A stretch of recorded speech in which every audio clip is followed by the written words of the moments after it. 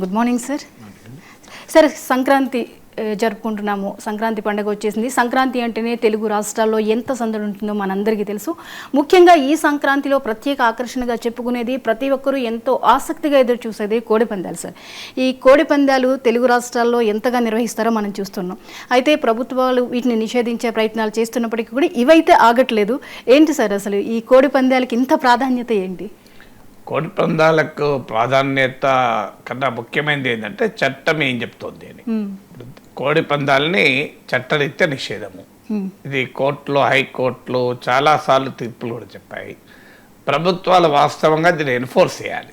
ప్రభుత్వాల పనేంటి? Rule of law, చట్టబద్ధ పాలనను enforce చేయాలి. కానీ ప్రభుత్వాలు ఏంటంటే ప్రజల భావోద్వేగాలు, మనోభావాలు పేరు చెప్పి ఇలాంటి సెన్సిటివ్ అంశాలు అంటే కల్చరు, ట్రెడిషను, రిలీజను, వీటిలో ప్రజలకు ఉండేటువంటి సెంటిమెంట్లు ఉంటాయి కనుక మనకు రాజకీయంగా నష్టం కలుగుతుందని భావించి అధికారంలో ఉన్న వారు వీటి పట్ల ఉపేక్షిస్తూ వస్తుంటారు.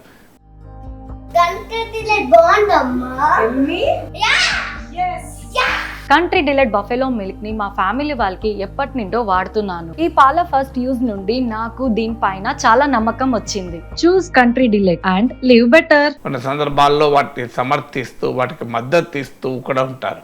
ఎందుకంటే రాజకీయ నాయకులకు కావాల్సిన చట్టము, రూల్ ఆఫ్ లా కన్నా ఎక్కువ రాజకీయం కావాలి. అందువల్ల ప్రజల ఓట్లు ఎక్కడ పోతాయని చెప్పి ట్రెడిషన్ పేరిటనో, కల్చర్ పేరిటనో, రిలీజన్ పేరిటనో ఈ రకమైన చట్ట విరుద్ధ కార్యకలాపాల్ని సమర్థిస్తూ ఉంటారు. చట్టం ఎంత స్పష్టంగా చెప్తుంది అంటే prevention of cruelty towards animals act of 1960 ఉంది క్లియర్గా. అందులో సెక్షన్ 11 ఏం చెప్తుంది అంటే except for the purpose of necessity, అంటే మనిషి అవసరాలకు మినహా మరి ఏ రకంగానూ కూడా ఎనిమల్స్కు ఏ రకమైన పెయిన్, నొప్పి కలిగించే పని, వారి పట్ల క్రూరత్వాన్ని ప్రదర్శించడం, వారిని హింసించడం అనేది చట్టరీత్యా నేరము అని చెప్తోంది. సో కోళ్ళు కూడా మీకు ఎనిమల్స్ కింద డెఫినేషన్ కిందకే వస్తాయి. ఎనిమల్ అంటే ఈ చట్టం ప్రకారం మనిషి కాని ప్రతి జీవి కూడా ఎనిమలే. మీకు ఇది బర్డ్ కదా, పక్షి కదా అని అంటానికి వీల్లేదు. As per the law definition of animal ఏంటంటే any creature other than humans, అంటే మనుషులు కానీ ప్రతి జీవిని అక్కడ ఎనిమల్ కానీ నిర్వచిస్తారు. So prevention of cruelty towards animals act, PTA చట్టం 1960లో పార్లమెంట్ చేసినటువంటి చట్టం ఇది. ఈ చట్టం ప్రకారము ఎట్టి పరిస్థితుల్లో జంతువులకు, ఎనిమల్స్కు పెయిన్, నొప్పి కలిగించేటువంటి పని చేయకూడదు. దానికి only exception human necessity, doctor of necessity అంటారు. సో అందువల్ల ఇది చట్టం చెప్తుంది. ఇక రాజ్యాంగంలోని ఆర్టికల్ 51A, భారత రాజ్యాంగంలోని 51A ఆదేశిక సూత్రాలు కూడా క్లియర్గా జంతువుల పట్ల హింసను ప్రదర్శించకూడదు, వాటి పట్ల క్రూరత్వాన్ని ప్రదర్శించకూడదు, కంపాషన్, దయా, కరుణతో ఉండాలి అని స్పష్టంగా చెప్తోంది. అందువల్ల రాజ్యాంగము చెప్తోంది, చట్టము చెప్తోంది. తర్వాత కోర్టు తీర్పులు, animal welfare board versus Nagaraja కేసులో సుప్రీంకోర్టు స్పష్టంగా చెప్పింది prevention of cruelty towards animals యాక్ట్ను అమలు చేయాల్సిందే. జంతువుల పట్ల మనిషి వినోదము కొరకో, మనిషి మరోదాని కొరకో జంతువుల పట్ల క్రూరత్వాన్ని ప్రదర్శించడం సరైంది కాదు అని Animal welfare board versus Nagaraja కేసులో సుప్రీంకోర్టు చెప్పింది. అంటే కాన్స్టిట్యూషను, లా, జ్యూరిస్ప్రుడెన్స్, కోర్టు తీర్పులు 3 కూడా స్పష్టంగా చెప్తున్నాయి కోడి పందాలు చట్టరీత్యా నేరము అని. అయితే ఇటీవల ముఖ్యమంత్రి చంద్రబాబు నాయుడు, ఉప ముఖ్యమంత్రి పవన్ కళ్యాణ్ కూడా మీరు గ్యాంబ్లింగ్ చేయకూడదు, ఇది డబ్బులు కోల్పోకూడదు, పండుగలంటే ఆనందంగా జరుపుకోవాలి అని అన్నారు తప్ప ఎక్కడ మీరు కోళ్ళ పట్ల హింసను ప్రదర్శించకూడదు, ఇది చట్టరీత్యా నేరము, రాజ్యాంగ రీత్యా అంగీకారము కాదు, కోర్టు తీర్పుల్ని శిరసావహించాలని పిలుపివ్వలేదు. మీకు ఇంట్రెస్టింగ్ ఏంటంటే గ్యాంబ్లింగ్ వరకు మాత్రమే మాట్లాడారు.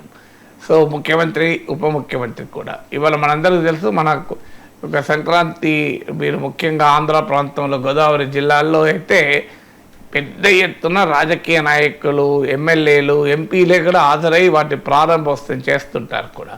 సో అందువల్ల it is unconstitutional, illegal and against the judgements of the court, highest courts of the country.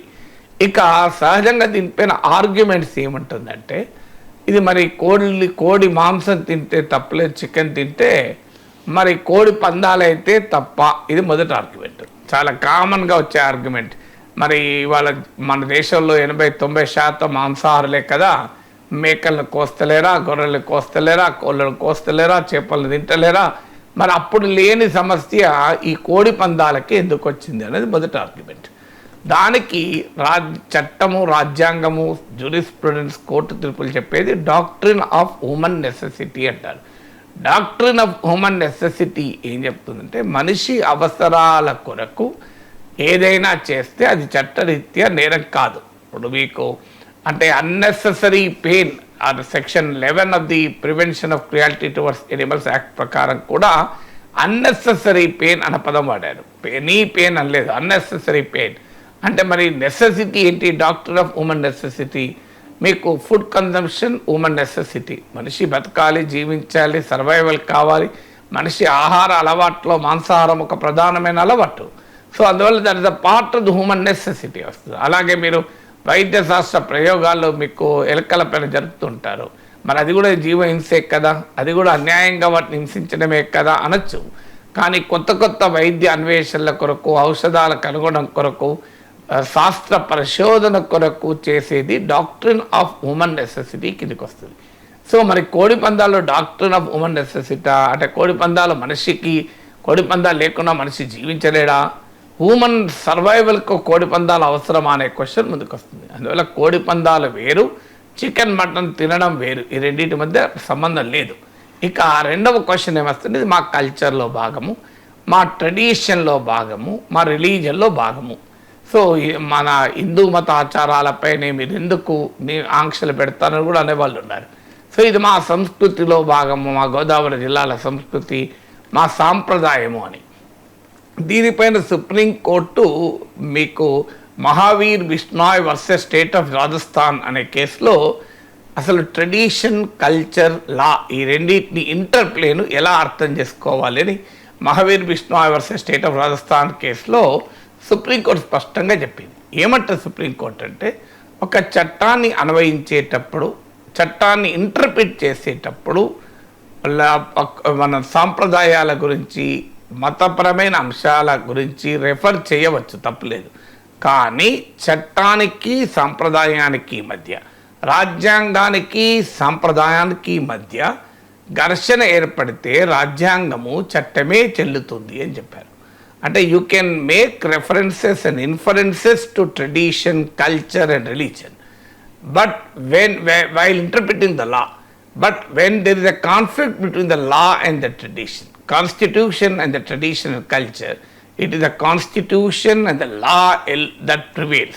It is రాజ్యాంగమే ప్రివేల్ అవుతుంది తప్ప నా సాంప్రదాయము, ఆచారం అంటే నడవదు కదా. ఇప్పుడు సతీ సాగమనం ఆచారం ఒకప్పుడు, దాన్ని మనం ఇవాళ అంగీకరిస్తున్నామా? మరి మా ఆచారము రాజ్పూట్లలో భర్తే చనిపోయినాక భార్య జీవించి చేసేది ఏముంది? మా ఆచారం ఒప్పుకోవడం లేదు కదా. ఇప్పుడు మీకు వితంతు వివాహాలు జరగడం లేదా? విడాకుల చట్టాలు రాలేదా? ఇదంతా మా ఆచారము. భర్త చనిపోయినాక మళ్ళీ పెళ్లి చేసుకోవడం ఏంటి? రెండవ పెళ్లి అనేది మా ఆచారానికి వ్యతిరేకము. ఇప్పుడు ఇస్లాం ట్రిపుల్ తలాక్ మా ఆచారం అంటే ఒప్పుకోలేదు కదా, కొట్టిపడేసింది సుప్రీంకోర్టు. ఆచారం అని చెప్పి నువ్వు మహిళల పట్ల క్రూరంగా వ్యవహరించాలని అంగీకరించేది లేదు అని. అందువల్ల మీకు మహావీర్ బిష్నాయ్ వర్డిక్ట్ ప్రకారము చట్టానికి, సాంప్రదాయానికి, రాజ్యాంగానికి, సాంప్రదాయానికి మధ్య ఘర్షణ ఏర్పడితే రాజ్యాంగమే ప్రివేల్ అవుతుంది తప్ప ట్రెడిషన్, కల్చర్ పేరిట చట్ట ఉల్లంఘన అంగీకరించబడవు. ఇక మూడవది, ఇది మా మతపరమైన క్రతువులో భాగము. అసలు కోడి పందాల మతంలో భాగం కాదు, మొదటి పాయింట్. ఒకవేళ భాగమైనా కూడా మన దేశంలో సెక్యులర్ కంట్రీలో రిలీజియస్ ఫ్రీడమ్ ఉంటుంది, కానీ అది అబ్సల్యూట్ ఫ్రీడమ్ కాదు. మన దేశంలో ఏ ఫండమెంటల్ రైటు అబ్సల్యూట్ కాదు. అన్నిటికీ కూడా రీజనబుల్ రిస్ట్రిక్షన్స్ విధించవచ్చు, సహేతుక ఆంక్షల్ని విధించవచ్చు. అది భావప్రజ్ఞా స్వేచ్ఛ కానీ, అది నిరసన తెలిపే స్వేచ్ఛ కానీ, ఓ సంఘం పెట్టుకునే స్వేచ్ఛ కానీ, వ్యాపారం చేసుకునే స్వేచ్ఛ కానీ, ఈవెన్ మతపరమైన స్వేచ్ఛ కూడా. భారత రాజ్యాంగం ప్రతి పౌరునికి మతాన్ని విశ్వసించి, ఆచరించి, ప్రచారం చేసుకునే హక్కు కల్పిస్తుంది. Right to profess, practice and propagate religion. కానీ అదే సమయంలో రాజ్యానికి సహేతుక ఆంక్షలు, రీజనబుల్ రెస్ట్రిక్షన్స్ విధించే అవకాశం ఉంటుంది. సో ఏంటి రీజనబుల్ అనే దానిపైన ఇప్పటి వరకు ఎక్లియాస్టిక్ జ్యూరిస్ప్రుడెన్స్ అంటారు. అంటే మతపరమైన కోర్టు తీర్పులు, మతపరమైన న్యాయ తీర్పులు, వీటిని ఎక్లియాస్టిక్ జ్యూరిస్ప్రుడెన్స్ అంటారు. సో ఈ ఎక్లియాస్టిక్ జ్యూరిస్ప్రుడెన్స్ 2 ప్రిన్సిపల్స్ను ఎస్టాబ్లిష్ చేసింది. ఒకటి ఎసెన్షియల్ ఎలిమెంట్స్ ఆఫ్ రిలీజన్, రెండవది ప్రైమసీ ఆఫ్ పబ్లిక్ ఇంట్రెస్ట్ అని. ఈ రెండిటి విషయంలో రాజ్యము మతపరమైన అంశాలలో కూడా జోక్యం చేసుకోవచ్చు. ఎసెన్షియల్ ఎలిమెంట్స్ ఆఫ్ రిలీజన్ అంటే ఇది మతంలో అత్యంత కీలకమైన అంశమా అని. కానప్పుడు కోర్టులు కావచ్చు, ప్రభుత్వాలు కావచ్చు, జోక్యం చేసుకోవచ్చు. ఉదాహరణకు త్రిపుల్ తలాక్ వచ్చినప్పుడు కూడా సుప్రీంకోర్టు ఏమన్నది, ఇది ఇస్లాంలోని ఎసెన్షియల్ ఎలిమెంట్ కాదు. ఈవెన్ ఇస్లామిక్ దేశాలలో కూడా ట్రిపుల్ తలాక్, ఇన్స్టాంట్ ట్రిపుల్ తలాక్ అంటే వెంటనే 3 సార్లు తలాక్ తలాక్ తలాక్ అనడం అంగీకరించబడదు. సో దాన్ని మేము ఒప్పుకోమని కొట్టిపారేశారు. అదే సమయంగా ప్రైమసీ ఆఫ్ పబ్లిక్ ఇంట్రెస్ట్ అంటే మానవ హక్కులకు ఉల్లంఘన, ఇది మహిళల పౌర హక్కులకు ఉల్లంఘన కనుక కొట్టిపడేస్తున్నామన్న. ఈవెన్ శబరిమల జడ్జిమెంట్లో కూడా సుప్రీంకోర్టు చెప్పింది అదే. హిందూ మతం ప్రకారము మహిళలు ఆలయాలకు ప్రవేశించడాన్ని అంగీకరిస్తారు. అందువల్ల మీకు శబరిమల టెంపుల్లో ఉన్న ఆచారము హిందూ మత ఎసెన్షియల్ ఎలిమెంట్ కాదు కనుక దాంట్లో మేము ఇంటర్ఫియర్ అవుతామని సుప్రీంకోర్టు తీర్పు చెప్పింది. అందువల్ల కోడి పందాలు మొదట మతపరమైన అంశం కాదు. ఒకవేళ మతపరమైన అంశమైన ప్రభుత్వాలు, కోర్టులు జోక్యం చేసుకోకూడదని లేదు. ఎందుకంటే హిందూ మతంలో కోడి పందాలు ఏమీ మౌలికమైన అంశము కాదు. అందులో ప్రైమసీ ఆఫ్ పబ్లిక్ ఇంట్రెస్ట్ రీతి, ఇప్పుడు రోడ్డు పైన నువ్వు ఏదైనా ప్రార్థనా స్థలాన్ని కడితే దాన్ని తొలగించకూడదా? సుప్రీంకోర్టు జస్టిస్ గోపాల గౌడ ఓ తీర్పులో అంటాడు, God will never intent to obstruct the road అని. అంటే దేవుడు రోడ్డుకు అడ్డంగా ఉండాలని ఎప్పుడు కోరుకోడు అని. సో అందువల్ల ఇది మతపరమైన అంశమైనా కూడా ఇది అంగీకరించబడదు. ఇక 4వ అంశం ఏంటంటే ఇది వెల్ఫేర్ లెజిస్లేషన్. మీకు prevention of cruelty towards animals act అనేది ఒక వెల్ఫేర్ లెజిస్లేషన్, అంటే సంక్షేమ చట్టము. సంక్షేమ చట్టాలని ఎలా ఇంటర్ప్రిట్ చేయాలనే విషయంలో కూడా సుప్రీంకోర్టు క్లియర్ మార్గదర్శకాలను, animal welfare board versus state of Nagaraja, animal welfare board versus Nagaraja జడ్జిమెంట్లో సుప్రీంకోర్టు ఏమంటుందంటే ఒక వెల్ఫేర్ లెజిస్లేషన్లో మనం విశ్లేషించేటప్పుడు ఆ సంక్షేమ చట్టం ఎవరి సంక్షేమం కొరకు చేశారు అన్నది దృష్టిలో పెట్టుకొని వారికి అనుకూలంగా బలహీనుల పక్షాన నిలబడి కోర్టు చట్టాన్ని చూడాలి, కానీ బలవంతుల పక్షాన నిలబడి కోర్టు చట్టాన్ని చూడకూడదు అని చెప్పారు.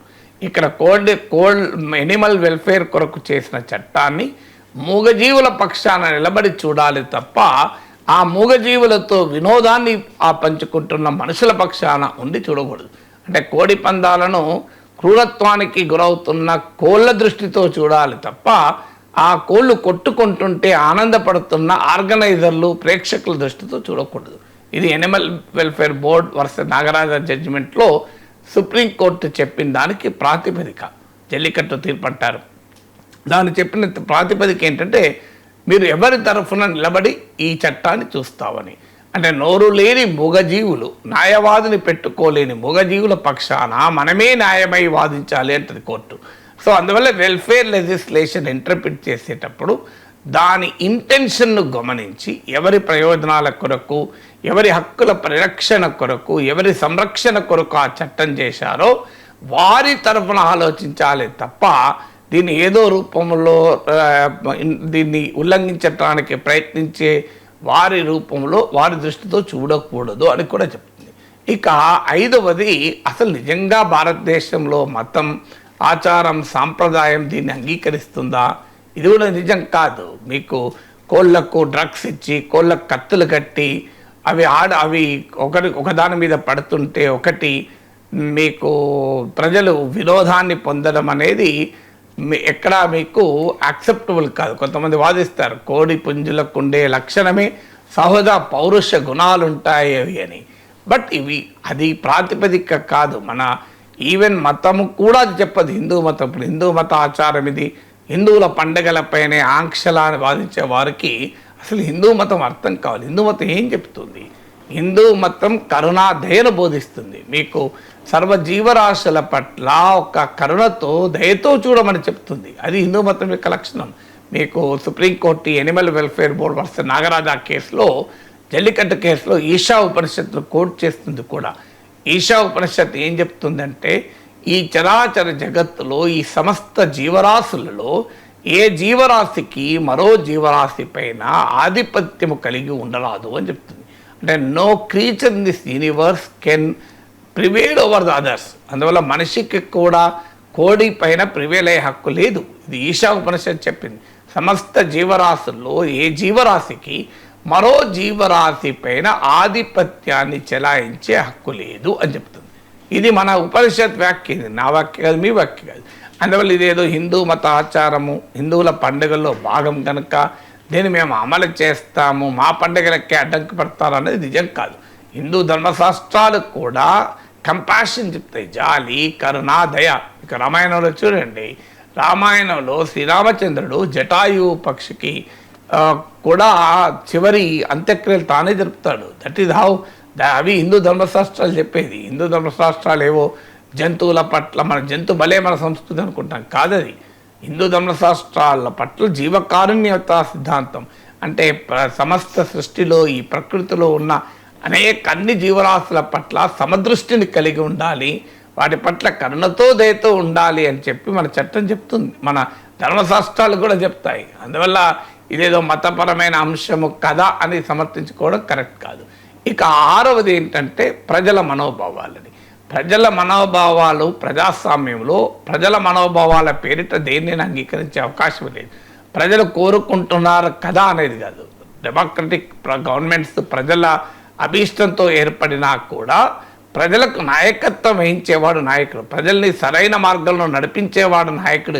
కానీ ప్రజల మార్గంలో నేను నడుస్తాను అనుకోరు. కొన్ని సందర్భాల్లో సమాజంలో ఉండేటువంటి కొన్ని ధోరణుల వల్ల ప్రజలు కొన్నిటిని సమర్థించవచ్చు. It is the duty of a leader to educate them. ఇప్పుడు సతీ సహగమనాన్ని సమర్థించిన వాళ్ళు చాలామంది ఉన్నారు సమాజంలో. ఈవెన్ మీకు ట్రిపుల్ తలాక్ని సమర్థించిన వాళ్ళు ఉన్నారు. మీకు ఇప్పటికీ కూడా వితంతు వివాహాలను వ్యతిరేకించే వాళ్ళు ఉండొచ్చు, విడాకుల చట్టాన్ని వ్యతిరేకించే వాళ్ళు ఉండొచ్చు. కానీ దాన్ని మనము నాయకత్వం అంటే వాటికి మనోభావాల పేరిట రాజకీయంగా ఈల్డ్ కావడం కాదు. ప్రజల్ని సరైనటువంటి రీతిలో లీడ్ చేసేవాడే నిజమైన లీడర్ కదా. డెమోక్రసీ అనేది ప్రజలు గొర్రదాటుగా ప్రజల వెనకాల మేము నడుస్తామని కాదు, మీ వెనకాల ప్రజలు నడిపించగలగాలి. అది ప్రజాస్వామ్య రాజకీయ నాయకత్వం చేయాల్సిన పని. ప్రజల్ని సరైన దారిలో మీరు నడిపించాలి. కానీ అది ప్రజల మనోభావాలు మేమేం చేస్తాం, ప్రజలు కోరుకుంటున్నారు కనుక మేము పోతామని. అందులో అనేక రకాల చట్టాల ఉల్లంఘన కూడా. ఇది కేవలము మీకు కోళ్ళకు కత్తులు కట్టి కోళ్లకు ఎంజాయ్ చేయడమే కాదు, అక్కడ మీకు పెద్ద ఎత్తున గ్యాంబ్లింగ్ జరుగుతుంది, అందరికీ తెలుసు మనకు. సో భారీ ఎత్తున మీకు బెట్టింగ్లు జరుగుతాయి, గ్యాంబ్లింగ్ జరుగుతాయి, మీకు మందు ఏరులై పారుతాయి, సర్వరకాల అవలక్షణాలు కనబడతాయి కదా. ఎక్కడో చోట సాంప్రదాయం పేరిట జరగచ్చేమో, కానీ ప్రిడామినెంట్ ట్రెండ్ మనకు తెలియదు కాదు కదా. ఇక్కడ నుంచి హైదరాబాద్ నుంచి కూడా కోడి పందాలు చూడడానికి వెళ్తుంటారు. సో అందువల్ల వీ రెస్పెక్ట్ కల్చర్. గోదావరి జిల్లాల్లో కూడా అద్భుతమైన ఆతిథ్య సాంప్రదాయం ఉన్న జిల్లాలవి. కేవలం కోడి పందాలు ఉన్నాయా? అతిథికి ప్రేమతో ఆ భోజనం పెట్టేటువంటి సంస్కృతి సాంప్రదాయం ఉన్న జిల్లాలవి. సో అది కేవలం కోడి పందాలే ఉన్నాయి, కోళ్ళు కత్తులతో కొట్టుకోవడమే గోదావరి జిల్లాల సంస్కృతి అన్నట్టు మాట్లాడితే నిజం కాదు. గోదావరి జిల్లాల్లో అతిథి మర్యాదకు మారుపేరు గోదావరి జిల్లాలు. అలాంటి గొప్ప సంస్కృతి కూడా గోదావరి జిల్లాలో ఉంది. అందువల్ల ఇదే గోదావరి జిల్లాల సంస్కృతి అని సమర్థించడం అనేది కూడా కరెక్ట్ కాదు కదా. Yes sir. ఇక గిగ్ వర్కర్స్ పోరాటం అయితే ఫలించినట్లుగా కనిపిస్తోంది. 10 నిమిషాల్లో డెలివరీ నిబంధన ఏదైతే ఉందో ఈ విషయం మీద దేశవ్యాప్తంగా వీరు ఆందోళన చేశారు. అయితే కేంద్రం ఈ విషయంలో జోక్యం చేసుకోవడం, ఆ సంస్థలతో చర్చలు జరపడం జరిగింది. దీంతో క్విక్ కామర్స్ సంస్థలు ఏవైతే ఉన్నాయో అవి ఈ నిబంధనని, ఈ డెడ్ లైన్ ఏదైతే ఉందో దాన్ని ఎత్తివేసింది. సార్, ఈ పరిణామాన్ని ఎలా చూడాల్సి ఉంటుంది? అంటే పోరాడింది దీని ఒక్కదానికే కాదు, వారి అనేక డిమాండ్లు. ఇదొకటి ప్రభుత్వం ఇదొక్కటే ఒప్పుకుంది. కానీ మొత్తం డిసెంబర్ 31 రోజు కూడా సమ్మె చేశారు, డిసెంబర్ 25 రోజు కూడా సమ్మె చేశారు. ఆ చేసిన సమ్మె కేవలం ఈ 10 minutes కొరకే అనుకుంటే పొరపాటు. ఇది వన్ ఆఫ్ ద డిమాండ్స్లో ఇదొకటి. సోషల్ సెక్యూరిటీ కావాలన్నారు. సో మాకు అన్యాయంగా కమిషన్లు, మా ఇన్కమ్ తగ్గేలా చర్యలు తీసుకుంటున్నారన్నారు. ఇష్టం వచ్చినట్టుగా అకౌంట్లను బ్లాక్ చేస్తున్నారన్నారు. అసలు ట్రాన్స్పరెంట్గా లేదు ఈ ప్లాట్ఫామ్లో యాప్స్ నిర్వహించే పని. ఇలాంటి అనేక రకాల డిమాండ్లతో వాళ్ళు మాకు హెల్త్ ఇన్సూరెన్స్ కావాలన్నారు. ఇన్కమ్ సెక్యూరిటీ, ఏదో ఒక భద్రత ఉండాలి, ఉద్యోగ భద్రత అన్నారు. సో ఇలాంటి అనేక డిమాండ్లలో ఒక డిమాండ్ ఏంటి అంటే ఈ 10 నిమిషాల పని. సో ఈ క్విక్ కామర్స్ మొదలు ఈ కామర్స్తో internet economy మొదలయ్యాక e commerce start అయింది. అంటే ఆన్లైన్లో మనం ఏదైనా పర్చేజ్ చేయడం. ఆ ఈ కామర్స్ కొంతకాలానికి క్యూ కామర్స్ అయింది, క్విక్ కామర్స్. సో 10 నిమిషాల్లో మీకు అమెరికా నుంచి ఇండియాకి వచ్చే వాళ్ళు అసూయపడుతూ ఉంటారు, మీరు ఎంత అదృష్టవంతులు, మా దగ్గర కూడా లేదు ఇది అని. అందుకంటే అమెరికాలో సాధ్యం కాదు, ఎక్కడో దూరంగా ఉంటారు, డౌన్ టౌన్ మినహా మిగతా వాళ్ళు కనుక మీకు ఈ కామర్స్ ఉంది, కానీ క్యూ కామర్స్ అక్కడ సాధ్యం కాదు. మీకు మన దగ్గర క్యూ కామర్స్ చూసి మీరు అమెరికా నుంచి వచ్చిన వాళ్ళు కూడా అసూయపడుతూ ఉంటారు, అబ్బాయి ఎంత అదృష్టం మీకు అని. ఎందుకంటే ఇంటికి గెస్ట్ వచ్చాక అప్పటికప్పుడు టీ లేకపోతే టీ తెప్పియచ్చు, టిఫిన్ చేయాలనుకుంటే అప్పటికప్పుడు గోధుమ పిండి తెప్పియచ్చు, ఆలు తెప్పియచ్చు, అప్పటికప్పుడు పూరీలు చేసి పెట్టచ్చు. సో లేదనుకుంటే డైరెక్ట్గా ఫుడే ఆర్డర్ చేయొచ్చు కూడా. సో ఇంత క్యూ కామర్స్ డెఫినెట్గా కన్జ్యూమర్స్కు ఒక అద్భుతమైన అనుభూతిని అయితే ఇచ్చిన మాట నిజం. పెద్ద ఎత్తున వ్యాపారం కూడా పెరిగింది. వాళ్ళ క్యూ కామర్స్లో $7 బిలియన్ అంటారు, $700 కోట్ల వ్యాపారం. ఇది మామూలు విషయం కాదు. మీకు బ్లింకెట్ ఇలా అనేక రకాల జెప్టో ఇవన్నీ కూడా మామూలుగా పెరగలేదు. సో అందువల్ల కన్జ్యూమర్స్ ఆహ్వానించారు. ఇట్స్ వండర్ఫుల్ ఎక్స్పీరియన్స్ కన్జ్యూమర్స్కు, they love it even today. So ఈ కంపెనీస్ కూడా ఏంటంటే డార్క్ స్టోర్స్ని పెట్టి, డార్క్ స్టోర్స్ అంటే ఈ లోకల్ అంటే నివాస ప్రాంతాలకు సమీపంలో మీకు వేరే స్టోర్స్ ఉంటాయి. ఏదో ఎక్కడో హైదరాబాద్ ఒక చోట 2 చోట్ల కాకుండా ఎక్కడికక్కడికి మీకు అంటే కన్జ్యూమర్స్ అందరికీ ఓపెన్ ఉండేది కాకుండా స్టోర్స్ లాగా ఎక్కడికక్కడికి పెట్టేస్తారు. వీటినే డార్క్ స్టోర్స్ అంటారు. ఈ డార్క్ స్టోర్స్లో అల్గరిథమ్స్ ద్వారా ఆ ప్రాంతంలో ఏ రకమైన వస్తువులు అమ్ముడుపోతున్నాయనేది అంచనా వేసి ఆ రకమైన వస్తువులు అక్కడ స్టోర్ చేస్తారు. సో అందువల్లనే మనం 10 minutes ఒకసారి ఇట్లా బుక్ చేసి మళ్ళీ మనం అటు ఇటు చూసే లోపల వెలుగొడుతూనే ఉంటాడు. ఎందుకంటే ఆ పక్కనే ఉంటుంది, అదే కమ్యూనిటీలో, అదే కాలనీలో, అదే ఏరియాలో పెట్టుంటుంది. సో ఇక్కడ వరకు క్యూ కామర్స్ చాలా వండర్ఫుల్ ఎక్స్పీరియన్స్, వండర్ఫుల్ ఇన్నోవేషన్ కూడా. ఇప్పుడు క్యూ కామర్సే కాదు, క్యూ సర్వీసెస్ కూడా మొదలవుతున్నాయి. ఇప్పుడు మీకు ఒకప్పుడు పని మనిషి మానేస్తే ఇంట్లో ఉన్న వాళ్ళకు పెద్ద రంది, ఏం చేయాలి, పక్కింట్లో మీ పని మనిషి ఉన్నారా, మాకు 2 గంటలు రాగలుగుతుందా, మాకు అర్ధ గంట అయినా రాగలుగుతుందా, లేదా ఈవినింగ్ అయినా రాగలుగుతుందా, ఇలా మాట్లాడుకోవాలి. లేదండి మా దగ్గరే బోలెడు పని ఉంటుందని వాళ్ళు ఉండడము. ఇప్పుడు అలా కాదు, మీ కార్బన్ కంపెనీలో బుక్ చేస్తే మీకు వెంటనే ఇంటికి పని మనిషి వచ్చేస్తారు. ఇప్పుడు క్యూ సర్వీసెస్లో భాగంగా క్యూ కామర్సే కాదు, క్యూ సర్వీసెస్ మీకు 10 నిమిషాల్లో వంట మనిషి, 15 నిమిషాల్లో మీకు పని మనిషి. సో ఈ రకంగా మీకు సర్వీసెస్ కూడా, ఈ స్పీడీ డెలివరీ సర్వీసెస్ కూడా వెళ్ళారు. సో ఈవెన్ అమెరికాలోనైతే డ్రోన్ల ద్వారా కూడా డెలివరీ చేస్తారు, ఇంకా మన దగ్గర కంప్లీట్గా రాలేదు. సో అందువల్ల it's a wonderful human experience. అందులో కన్జ్యూమర్ ఎక్స్పీరియన్స్ అద్భుతంగా ఉంటుంది, దాంట్లో ఎలాంటి డిస్ప్యూట్ లేదు. దాని కొరకు కాస్త ఎక్కువ ఖర్చైనా పెట్టుకోవడానికి రెడీ. సో ఈ కన్వీనియన్స్ అన్నిటికన్నా ముఖ్యమైనది కనుక. కానీ అదే సమయంలో పిల్లికి ఆనందం, ఎలకకు ప్రాణ సంకటం అంటారే, ఆ రకంగా కన్జ్యూమర్లకు ఆనందాన్ని ఇచ్చు, అద్భుతమైన అనుభూతిని ఇచ్చి, జీవితం ఇంత సుఖంగా ఉంటుందా అని భావించిన ప్రజలకు ఒకవైపు అనుభవం. కానీ అదే గిగ్ వర్కర్స్ అంటే గిగ్ అండ్ ప్లాట్ఫామ్ వర్కర్స్ అంటారు, మన డెలివరీ బాయ్స్, ఇప్పుడు బ్లింకెట్ కానీ, స్విగ్గీ, జొమాటో, ఉబర్, మీకు అమెజాన్, ఫ్లిప్కార్ట్, ఇవన్నీ మింత్రాస్, ఇవన్నీ అనేక రకాల ఈ-కామర్స్ ప్లాట్ఫామ్స్ ఉన్నాయి. ఆ డెలివరీ బాయ్స్కు ఇది ఒక రకంగా పరుగులు తీయడం, మామూలు పరుగు కాదు. ఎందుకంటే 10 నిమిషాలలో డెలివరీ చేస్తే ఇన్సెంటివ్, డెలివరీ చేయకపోతే పెనాల్టీ. అంటే ఒక రకంగా లాభం కావాలన్నా వేగంతో పరుగులు తీయాలి, నష్టం నివారించాలన్నా వేగంతో పరుగులు తీయాలి. సో వేగంతో పరుగు తీయడం ఒక రకంగా, దానివల్ల ఏమవుతుందంటే యాక్సిడెంట్ జరుగుతున్నాయి. సో రోడ్ బిహేవియర్ మారిపోతుంది. ఇప్పుడు నీవు యూటర్న్ తీసుకొని రావాలి అంటే 10 minutesలో సాధ్యం కాదు. పక్కనే స్టోర్స్ ఉండొచ్చు ఇంటి పక్కనే, దానికి అనివార్యంగా ఏం చేయాల్సి ఉంటుంది, వాళ్ళు ఆ రోడ్డు యూటర్న్ పట్టించుకోకుండా, ట్రాఫిక్ రూల్స్ పట్టించుకోకుండా రావాలి. అలాంటి సమయంలో యాక్సిడెంట్లు కూడా జరుగుతున్నాయి. చాలా హెల్త్ ప్రాబ్లమ్స్ కూడా కారణమవుతున్నారు. అంటే ఆ రేసింగ్ ఎగనెస్ట్ టైం కదా, మీకు ఆ రేసింగ్ ఎగనెస్ట్ టైం కనుక స్ట్రెస్ లెవెల్స్ చాలా గణనీయంగా పెరుగుతుంది. మనందరికీ తెలుసు మన లైఫ్ స్టైల్ డిజార్డర్స్ అయిన బ్లడ్ ప్రెషర్, డయాబెటిక్స్ ఇలాంటి అనేక రకాల లైఫ్ స్టైల్ డిజార్డర్స్కు స్ట్రెస్ అనేది చాలా ముఖ్యమైన అంశం. సో మనకు తెలియకుండానే స్ట్రెస్ తగ్గితే ఇవన్నీ తగ్గిపోతాయి. అందుకే వీటిని లైఫ్ స్టైల్ డిజార్డర్స్ అంటారు. సో మీకు యంగ్ పీపుల్, వీళ్ళు పాపం చాలా ప్రైమ్ వయసులో ఉన్న పిల్లలు, డెలివరీ బాయ్స్, వారు తీవ్రమైన ఒత్తిడికి, సైకోసమాటిక్ ప్రాబ్లమ్స్, ఇతర హెల్త్ డిజార్డర్స్ వస్తున్నాయి. వాళ్ళ ప్రాణాలకు రక్షణ లేదు. ఇప్పుడు వర్షాలు పడతాయి, వరదలు వచ్చినా కూడా వెళ్ళాలి, మ్యాన్హోల్స్తో పడుకుంటూ కూడా పోవాలి. దాంతో వారు దీన్ని రైజ్ చేశారు, ఇది రకంగా మమ్మల్ని హింసించడమే, ఇది కరెక్ట్ కాదు అని వారి all India gig and platform workers దీన్ని వాళ్ళు రైజ్ చేశారు. దానికి ఇటీవల స్ట్రైక్లో కూడా ఒక ముఖ్యమైన సమస్యగా ఉంది. ఇప్పుడు యూనియన్ లేబర్ మినిస్టర్ ఇంటర్ఫియర్ అయి ఈ 10 minute అనే బ్రాండ్ను వాడకూడదు అని చెప్పారు. అయితే అదే సమయంలో క్యూ కామర్స్ ఏం పోదు. ఈవెన్ టుడే ఇప్పుడు నిన్న కూడా నేను బ్లింకెట్ మేము బుక్ చేస్తే it will be delivered in 10 minutes అని వస్తుంది. ఓన్లీ బ్రాండింగ్ పోయింది. అంటే 10,000 డెలివరీస్ ఇన్ 10 minutes అని ఇట్లేదో ఉంటుంది కదా, అది పోయింది. అంటే 10 నిమిషాలు కాకపోతే 12 నిమిషాల్లో డెలివరీ అవుతుంది. నీకు దగ్గరలో ఉంది, ట్రాఫిక్ లేదు, 8 నిమిషాల్లో డెలివరీ కావచ్చు. 10 నిమిషాలలో డెలివరీ కాదని ఇప్పుడేమీ లేదు. It can be delivered with in 10 minutes also. Dark stores అలాగే ఉంటాయి, క్యూ కామర్స్ కాన్సెప్ట్ అలాగే ఉంటుంది. కానీ కంపల్సరీ 10 minutesలో డెలివరీ కావాలి అనే రేస్ ఎగ్నెస్ట్ స్పీడ్ ఉండదు.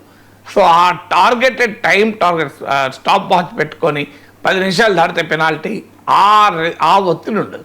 But still speedy delivery will always be there. ఎందుకంటే ఈ యుగంలో స్పీడ్ అనేది చాలా ముఖ్యమైన అంశం కనుక స్పీడీ డెలివరీ ఉంటుంది. క్యూ కామర్స్ అనే కాన్సెప్ట్ ఉంటుంది, బ్రాండింగ్ మాత్రమే ఉండదు. అంటే 10 నిమిషాలు కాకపోతే 12 నిమిషాలు రావచ్చు, 15 నిమిషాలు రావచ్చు. మీరు డజన్ మీన్ తీసేసినంటే ఆడిచ్చినాక గంట సేపటికి 2 గంటలకు వస్తుంది కాదు. వీలైనంత త్వరగా డెలివరీ చేయాలనే కాన్సెప్ట్ ఉండిపోతుంది.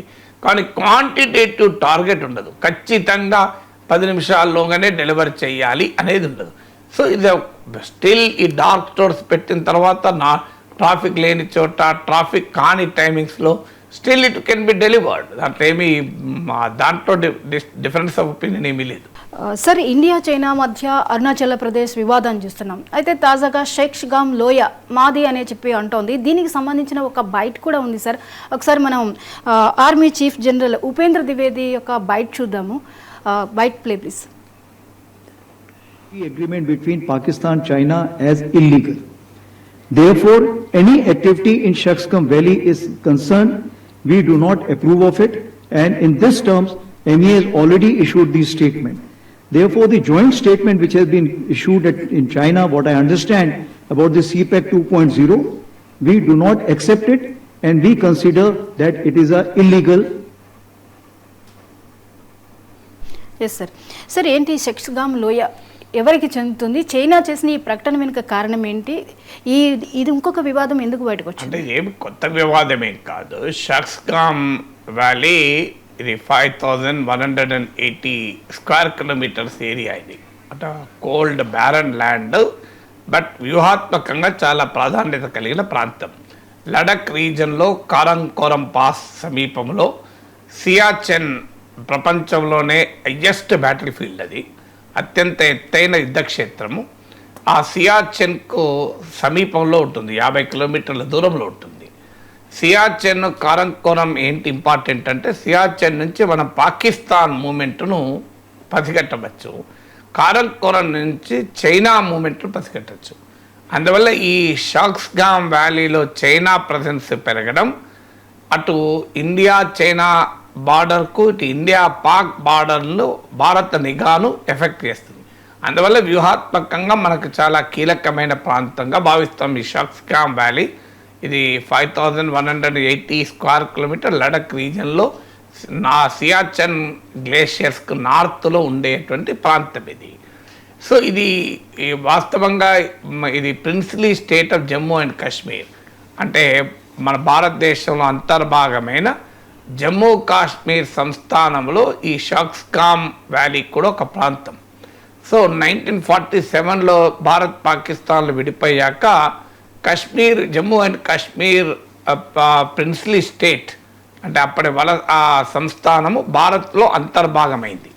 దీన్ని అంగీకరించని పాకిస్తాన్ ఇండియాపైకి వచ్చింది. ఈ భారత్ పాక్ 1947 వార్ కూడా జరిగింది. ఆ తర్వాత కొంత కాశ్మీర్లోని కొంత ప్రాంతం పాకిస్తాన్ ఆక్రమణలో ఉంది. మన మిగతా ప్రాంతం ఇప్పుడు మన Indian state of Jammu and Kashmir. ఆ పాకిస్తాన్ అక్యుపేషన్లో ఉన్న ప్రాంతాన్ని మనం పాక్ అక్యుపైడ్ కాశ్మీర్ అంటాం. ఇంటర్నేషనల్ కమ్యూనిటీ ఏమో neutral word Pak administered Kashmir అని వాళ్ళు అంటారు. ఇప్పుడు మన బల్తిస్తాన్, గిల్గిట్ ఈ ప్రాంతం. సో దాన్ని పాక్ అక్యుపైడ్ కాశ్మీర్గా మనం పిలుస్తాం, పాక్ ఆక్రమిత కాశ్మీర్. అది భారత్లో అంతర్భాగము. ఎందుకంటే జమ్మూ కాశ్మీర్ సంస్థానం మొత్తం భారత్లో విలీనమైనప్పుడు ఆటోమేటిక్గా అది మొత్తము భారతదేశంలో అంతర్భాగం మాత్రమే అవుతుంది తప్ప ఇంకో అవకాశమే లేదు. సో అందువల్ల మనం చాలాసార్లు చెప్పినట్లు నేను the integration of Jammu and Kashmir with the union of India is final, complete and irreversible. అది Jammu Kashmir accession to India is final. ఇక అది చివరిది, మళ్ళీ మార్చడానికి వీలు లేదు. కంప్లీట్, సంపూర్ణమైంది. ఇర్రివర్సిబుల్, వెనక్కు తీసుకోవటానికి వీలు లేదు. ఇక మిగిలి ఉన్న ఏకైక అంశము పాక్ అక్యుపైడ్ కాశ్మీర్ని ఇవాళ కాకపోతే రేపైనా మళ్ళీ తిరిగి భారత్ తనదిగా చేసుకోవడం. అందుకే మన జమ్మూ కాశ్మీర్ అసెంబ్లీలో కూడా పాక్ అక్యుపైడ్ కాశ్మీర్కి సంబంధించిన సీట్లు కూడా ఉంటాయి, వేకెంట్గా పెడతారు. సో అందువల్ల మన నమ్మకం, మన హోప్ ఏంటంటే a day will come when Pak occupied Kashmir కూడా భారత్లో భాగమవుతుంది అని మనం నమ్ముతాం. సో ఈ పాక్ అక్యుపైడ్ కాశ్మీర్లో ఉన్న భాగము షాక్స్గామ్ వ్యాలీ, అంటే పాక్ ఆక్రమిత కాశ్మీర్లో భాగం ఇది. 1963లో చైనాకు పాకిస్తాన్కు ఒక ఒప్పందం కుదిరింది, బార్డర్ అగ్రిమెంట్ అని. ఈ చైనా పాకిస్తాన్ బార్డర్ అగ్రిమెంట్లో భాగంగా పాక్ ఆక్రమిత కాశ్మీర్లోని షాక్స్గామ్ వ్యాలీని చైనాకి ఇచ్చేసింది పాకిస్తాన్. సో అత్తసమల్లుడు దానం చేసినట్లు, మనది కానిది తనది కానిది తాను దానం చేసింది పాకిస్తాన్. సో ఇది పాకిస్తాన్ భూభాగమే కాదు అని మనం అంటున్నప్పుడు పాకిస్తాన్ అది చైనాకి ఇస్తుంది. ఎవరికి ఇస్తుంది? అది చైనాది ఎట్లా అవుతుంది? అందుకే మనం చెప్పేది వీ డోంట్ రికగ్నైజ్ 1963 నాటి చైనా పాకిస్తాన్ బార్డర్ అగ్రిమెంట్ను ఇండియా తిరస్కరిస్తుంది. అందువల్ల పాక్ ఆక్రమిత కాశ్మీర్లోని షాక్స్గామ్ వ్యాలీని పాకిస్తాన్ చైనాకి ఇవ్వడాన్ని మనం అంగీకరించాం. ఎందుకంటే మనము అది మన దేశంలో భాగంగా భావిస్తాం. అందుకే మీరు గుర్తుండే ఉంటుంది, సర్జికల్ స్ట్రైక్స్ జరిగాయి ఫస్ట్, తర్వాత బాలాకోట్ స్ట్రైక్స్ జరిగాయి. బాలాకోట్ స్ట్రైక్స్ మనం సర్జికల్ స్ట్రైక్స్ అనలే, వాటిని నాన్ మిలిటరీ ప్రీఎంప్టివ్ స్ట్రైక్స్ అన్నాం. ఎందుకు తేడా ఏంటి? సర్జికల్ స్ట్రైక్స్కు మీకు ఈ బాలాకోట్ స్ట్రైక్స్కు తేడా ఏంటంటే, సర్జికల్ స్ట్రైక్స్ ఏమో పాక్ ఆక్రమిత కాశ్మీర్లో జరిగాయి. అందుకే మనం ఇంటర్నేషనల్ కమ్యూనిటీకి ఇన్ఫార్మ్ చేయలేదు, పాకిస్తాన్కి ఇన్ఫార్మ్ చేయలేదు. మనము డైరెక్ట్గా మన సైన్యం వెళ్ళి ఈ ఎల్ఓసి దాటి, లైన్ ఆఫ్ కంట్రోల్ దాటి మనం అటాక్ చేసాం. దాన్నే సర్జికల్ స్ట్రైక్స్ అన్నారు. Because it our territory. Pakistan occupied Kashmir మనది గనక మన భూభాగంలో మనము తీసుకునే ఏ యాక్షన్కు ఎవరికి సమాధానం చెప్పాల్సిన అవసరం లేదు. కానీ బాలాకోట్ స్ట్రైక్స్ ఏంటంటే డీప్ ఇన్సైడ్ పాకిస్తాన్ అటాక్ చేసాం. ఖైబర్ పఖ్తూన్ఖ్వా స్టేట్లో ఉంటుంది అది. అందువల్ల పాకిస్తాన్కి ఇన్ఫార్మ్ కూడా చేస్తాం, ఇక్కడ మేము టెర్రరిస్ట్ క్యాంప్ని అటాక్ చేయబోతున్నామని. మీకు ఆపరేషన్ సింధూర్ సమయంలో కూడా మనం ఇన్ఫార్మ్ చేస్తామని ఎక్స్టర్నల్ అఫైర్స్ మినిస్టర్ జయశంకర్ చెప్తే పెద్ద వివాదం కూడా అయింది. ముందే ఇన్ఫార్మ్ చేశారట చూడండి పాకిస్తాన్కు అని. అది మనం చెప్పింది ఏంటి, ఇది బికాజ్ ఈ పాకిస్తాన్ టెరిటరీలోకి వెళ్ళి తీవ్రవాద స్థావరాలు అటాక్ చేస్తున్నాం. మా లక్ష్యం ఈ దేశాన్ని అటాక్ చేయడం కాదు, మా లక్ష్యం ఓన్లీ టెర్రర్ ఇన్ఫ్రాస్ట్రక్చర్ అటాక్ చేయడం అని చెప్పడం మన ఉద్దేశం. అందువల్ల సర్జికల్ స్ట్రైక్స్ బాలాకోట్ స్ట్రైక్స్ ఉన్న తేడా అది. సో పాక్ అక్యుపైడ్ కాశ్మీర్ మనది గనక ఈ ఆటోమేటిక్గా షాక్స్గామ్ వ్యాలీ మనదే అవుతుంది. అది పాకిస్తాన్ తన ఆక్రమణలో ఉన్నదాన్ని, తన ఇల్లీగల్ అక్యుపేషన్లో ఉన్నదాన్ని చైనాకి ఇచ్చింది. చైనా ఇక్కడ China Pakistan economic corridor CPEC అని నిర్మిస్తోంది. ఇది బెల్ట్ అండ్ రోడ్ ఇనిషియేటివ్, అంటే చైనా ఆధ్వర్యంలో నిర్మిస్తున్న భారీ infrastructure project, trade route. Rail, road, shipping నెట్వర్క్లతో కూడిన ఒక ట్రేడ్ రూట్ను బెల్ట్ అండ్ రోడ్ ఇనిషియేటివ్ అంటారు. సో ఈ బెల్ట్ అండ్ రోడ్ ఇనిషియేటివ్లో భాగంగా China Pakistan economic corridor, Godavari port కూడా అందులో భాగం. ఈ సిపిఈసిని ఇండియా తిరస్కరించింది. అందుకే మనం భారతదేశం బెల్ట్ అండ్ రోడ్ ఇనిషియేటివ్లో చేరలేదు కూడా. కారణం ఏంటంటే ఈ చైనా పాకిస్తాన్ ఎకనామిక్ కారిడార్ భారతదేశానికి చెందిన పాక్ ఆక్రమిత కశ్మీర్లోకి వెళ్తుంది. ఈ ఇష్యూ ఇండియా అప్పుడు రైజ్ చేసినప్పుడు చైనా చెప్పింది ఏంటంటే, మేము ఏమి కశ్మీర్ యొక్క సావర్నిటీ గురించి మేము మాట్లాడడం లేదు, అది ఇండియా పాక్ తేల్చుకోండి, మేము ఇక్కడ ఓన్లీ చైనా పాకిస్తాన్లతో కలిపి ఎకనామిక్ కారిడార్ నిర్మిస్తున్నాం తప్ప we're not deciding the sovereignty of the land. Kashmir అనేది ఇండియా పాక్ల మధ్య డిస్ప్యూట్, అది మీరిద్దరూ తేల్చుకోండి అని చెప్పింది. కానీ ఇప్పుడు అలాంటప్పుడు షాక్స్గామ్ వ్యాలీకి కూడా ఇండియా పాకిస్తాన్ తేల్చుకునేది, మొదలు చైనాకు సంబంధమే లేదు. చైనా మాది అనటానికి అవకాశమే లేదు. మొదలు కశ్మీర్ అంశమే పాకిస్తాన్ది కానప్పుడు అందులో ఒక భాగం తనది కానీ తానేలా డొనేట్ చేస్తారు ఇంకెవరికి? అందువల్ల ఏ రకంగా చూసినా Shaksgam valley is part of India. So it will be the part of India. అది మనకు వ్యూహాత్మకంగా కీలకము, మిలిటరీ పరంగా కూడా చాలా కీలకమైన ప్రాంతం కనుక ఇండియా ఎట్టి పరిస్థితుల్లో గివప్ చేయదు. Yes sir. ఇక సిపిసి ప్రతినిధి బృందం ఢిల్లీకి వచ్చింది, అలాగే బీజేపీ ప్రధాన కార్యాలయాన్ని సందర్శించింది, ఆర్ఎస్ఎస్ అధినేత మోహన్ భగవత్తో కూడా భేటీ అవ్వడం జరిగింది. At the same time Congress నేతలతోనూ సమావేశాలు జరిపింది. అయితే ఈ నేపథ్యంలో ఇది అంతా కూడా రెండు పార్టీల మధ్య చిచ్చురేపినట్లయింది సార్. ఇటు బీజేపీ కాంగ్రెస్ మధ్య మాటల యుద్ధం జరుగుతోంది. ఈ టోటల్ పరిణామాల్ని ఎలా చూడాలి సార్? అంటే China communist party of China delegation BJP కార్యాలయానికి వెళ్ళి బీజేపీ నేతలతో కలిసింది, ఆర్ఎస్ఎస్ కార్యాలయానికి వెళ్ళారు, ఆర్ఎస్ఎస్ నాయకులతో సమావేశమయ్యారు. మన దేశంలో ఉత్తర దక్షిణ ధృవాలు ఏవైనా ఉన్నాయి రాజకీయాల్లో అంటే ఆర్ఎస్ఎస్, కమ్యూనిస్టులే. సో ఆర్ఎస్ఎస్ కూడా 100th యానివర్సరీ జరుపుకుంటోంది, కమ్యూనిస్ట్ పార్టీ కూడా 100th యానివర్సరీ జరుపుకుంటోంది. కానీ సైద్ధాంతికంగా ఉత్తర దక్షిణ ధృవాలు. సో అందువల్ల దేశంలో ఏ రెండు పార్టీలైనా కలవచ్చేమో కానీ కమ్యూనిస్ట్ పార్టీ బీజేపీ కలిసే అవకాశమే లేదు, ఎందుకంటే సైద్ధాంతికపరమైన భిన్న ధృవాలు. సో అందువల్ల చైనా కమ్యూనిస్ట్ పార్టీ చైనా ప్రభుత్వ ప్రతినిధి వర్గం కలవడం వేరు, చైనా ప్రభుత్వం వేరు, పార్టీ వేరు. చైనా ప్రభుత్వము ఇతర దేశాలతో సంబంధాలు పెట్టుకుంటారు, అందులో భాగంగా ఎవరితోనైనా కలుస్తారు. కానీ చైనా కమ్యూనిస్ట్ పార్టీ నాయకత్వం వెళ్ళి బీజేపీ ఆర్ఎస్ఎస్ వాళ్ళతో మన సమావేశమయ్యారు. ఇది కొత్తేమి కాదు, 2009లో కూడా అప్పుడు యూపీఏ ప్రభుత్వమే ఉంది, అప్పుడు కూడా చైనా కమ్యూనిస్ట్ పార్టీ బీజేపీల మధ్య సంబంధాలు ఏర్పడ్డాయి. ఈవెన్ బీజేపీ డెలిగేషన్ కూడా చైనా కమ్యూనిస్ట్ పార్టీ ఆహ్వానం మేరకు చైనాలో సందర్శించారు కూడా. సో చైనా ఉద్దేశం ఏంటంటే భారతదేశంలో బీజేపీ అధికారంలో ఉంది, ఆర్ఎస్ఎస్ బీజేపీకి ఒక సైద్ధాంతిక గురువు, సైద్ధాంతిక స్ఫూర్తి గనక భారత్ పాక్ సంబంధాలలో మెరుగుపడాలి అంటే భారతదేశంలో అధికారంలో ఉన్న బీజేపీతో ఆర్ఎస్ఎస్తో సంబంధాలు మెరుగుపడాలన్నది చైనీస్ ఇంట్రెస్ట్. మన ఇండియన్ ఇంట్రెస్ట్ ఏంటో ఇప్పుడు బీజేపీ చెప్పాలి, ఆర్ఎస్ఎస్ చెప్పాలి. చైనా కమ్యూనిస్ట్ పార్టీతో సంబంధాలపైన ఏమంటారు అన్నది ఇప్పుడు ప్రశ్న. కాంగ్రెస్ పార్టీ ఎందుకు విమర్శిస్తోంది అంటే గతంలో చైనా కమ్యూనిస్ట్ పార్టీ కాంగ్రెస్ల మధ్య ఈ చర్చలు జరిగినప్పుడు ఇప్పటికీ కూడా కాంగ్రెస్ పార్టీకి చైనా కమ్యూనిస్ట్ పార్టీకి సీక్రెట్ డీల్ కుదిరింది. ఆ డీల్ ఏంటో సోనియా గాంధీ బయట పెట్టాలి అని బీజేపీ నాయకులు ఇప్పుడు విమర్శిస్తూ ఉంటారు. సో చైనా కమ్యూనిస్ట్ పార్టీ ఇప్పుడు బీజేపీతో ఎలా చర్చలు జరిపారు, ఇప్పుడు కాంగ్రెస్తో కూడా చర్చలు జరిపారు.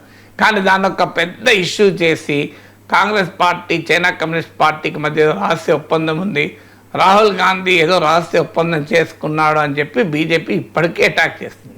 ఈసారి ఈ కాంగ్రెస్ వంతు అయితే అటాక్ చేయడం. మరి మీరు చెప్పండి, మీతో ఏ రహస్య ఒప్పందం చేసుకున్నారు? ఇప్పుడు కాంగ్రెస్ పార్టీ నాయకులు కలుస్తున్నామో రహస్య ఒప్పందం ఉంది అంటారు, మరి బీజేపీ నాయకులు కలిస్తే రహస్య ఒప్పందం ఉండదు, ఆర్ఎస్ఎస్ నాయకులు కలిస్తే రహస్య ఒప్పందాలు ఉండవా? మరి బీజేపీ ఆర్ఎస్ నాయకులు ఎట్లా కలిశారు? ఒకవైపు సిక్కిం, అరుణాచల్ ప్రదేశ్ మాదే అంటోంది చైనా, షాక్స్గామ్ వ్యాలీ మాదే అంటోంది.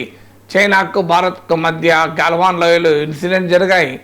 మరి అలాంటప్పుడు చైనా కమ్యూనిస్ట్ పార్టీ నేతలతో ఏం చర్చ జరిపారు, ఏం అగ్రిమెంట్స్ కుదిరాయి, ఇవన్నీ బయటపెట్టాలి కదా.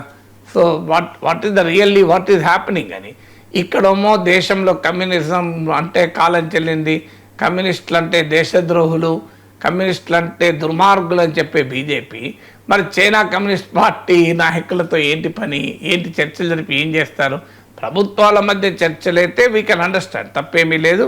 ప్రభుత్వంలో ఎవరైనా ఉండనియండి, నరేంద్ర మోడీ ఉన్నా మీకు సౌదీ, యునైటెడ్ అరబ్ ఎమిరేట్స్ ముస్లిం ప్రభువులతో కలవడం లేదా? ఇస్లామిక్ రాజులతో కలవడం లేదు. ఇస్లామిక్ దేశాలే కదా అవి, ఇస్లామిక్ రిపబ్లిక్, వాడి పేరే ఇస్లామిక్ రిపబ్లిక్. కానీ తప్పదు, హిందూ జాతీయవాదిగా తనకు తాను ప్రకటించుకున్న నరేంద్ర మోడీ కూడా ఇస్లామిక్ ప్రభువులతో మనము రిలేషన్ చూస్తున్నాం. అదేమో country to country relation, we can always accept it. Nation to nation, ఒక దేశంలో ఎవరు అధికారంలో ఉండాలి, కమ్యూనిస్టులు ఉండాలా, క్యాపిటలిస్టులు ఉండాలా, ఆ దేశాన్ని నిర్ణయించుకుంటుంది, మనకు సంబంధించింది లేదు. కానీ ఆ దేశంలో ఉన్న ప్రభుత్వంతో సంబంధాలు పెట్టుకోవడం తప్పులేదు. కానీ ఒక రాజకీయ పార్టీ ప్రభుత్వాన్ని నడిపించే పార్టీ కావచ్చు, మరి చైనా కమ్యూనిస్టు పార్టీతో బీజేపీ, ఆర్ఎస్ఎస్లు ఏం చర్చించాయి, అందులో ఏ ఒప్పందాలు ఏమైనా కుదరాయని కాంగ్రెస్ పార్టీ ఇప్పుడు రివర్స్ అటాక్ మొదలుపెట్టింది. మన భూభాగాన్ని ఆక్రమించుకొని చైనా కూర్చొని ఉంటే, గాల్వాన్ లోయలో మన వారిని చంపితే ఆ కమ్యూనిస్ట్ పార్టీతో మీకు ఏం పని అని చర్చ. ఎందుకంటే మీరు వీళ్ళే అంతకుముందు కాంగ్రెస్ని అన్నారు కదా, మీరు రహస్య ఒప్పందం ఉంది చెప్పండి. ఇప్పుడు వాళ్ళు అడుగుతున్నారు రహస్య ఒప్పందం, ఇప్పుడు చెప్పాలి కదా. మరి బీజేపీ, ఆర్ఎస్ఎస్ నాయకులు చైనా కమ్యూనిస్ట్ పార్టీ నాయకులతో ఎందుకు కలవాల్సి వచ్చింది? వాళ్ళు ఏం చర్చించారు? చర్చించి ఏం ఒప్పందాలు కుదిరాయా? మరి ఏంటి పార్టీ టు పార్టీ రిలేషన్స్ ఏంటి?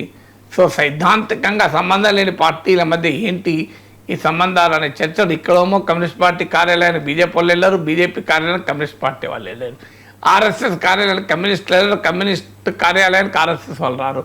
మరి చైనా వాళ్ళతో ఏంటి రిలేషన్ అనే ప్రశ్న ఉత్పన్నమవుతుంది.